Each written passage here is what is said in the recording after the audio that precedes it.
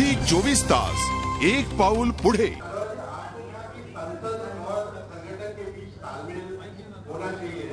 इसको क्या हम ये मान के चले कि अभी तालमेल कम है या सुषमा जी और गडकरी जी के बीच में तालमेल कम है या जो पार्लियामेंट्री साइड है और जो ऑर्गेनाइजेशनल साइड है उनके बीच में ठीक नहीं। सुषमा जी ने कहा संगठन, तो संसद में हम लड़ाई लड़े, सड़क पर लड़ेंगे और संगठन में के साथ और मिलकर उस लड़ाई को अंजाम तक पहुंचाएंगे।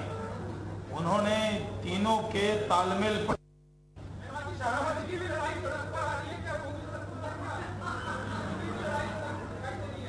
क्या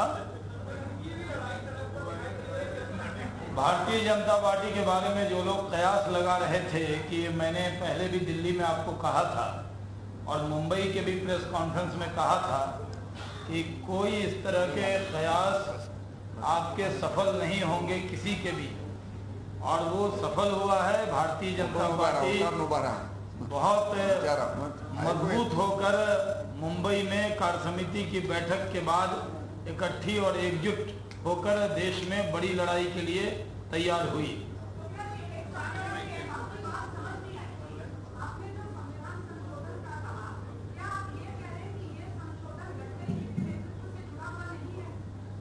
मैंने कहा कि आपण बघत होतो आज भाजपच्या कार्यकारिणीची बैठक जी आहे दुसरा दिवस या बैठकीचा आहे आणि या बैठकीला कर्नाटकचे माजी मुख्यमंत्री बी.एस. येडियुरप्पा हजर झालेत। बैठकीत जाण्यापूर्वी त्यांनी पंतप्रधान पदासाठी नरेंद्र मोदींना पाठिंबा दर्शवलाय। नरेंद्र मोदींना भाजपचे पंतप्रधान पदाचे उमेदवार जाहीर करा अशी मागणीही त्यांनी यावेळी केलेली आहे।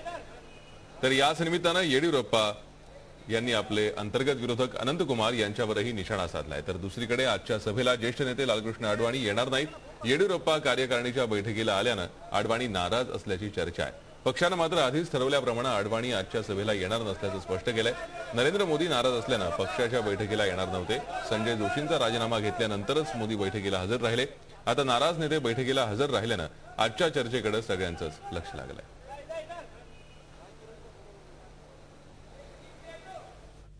झी 24 तास एक पाऊल पुढे।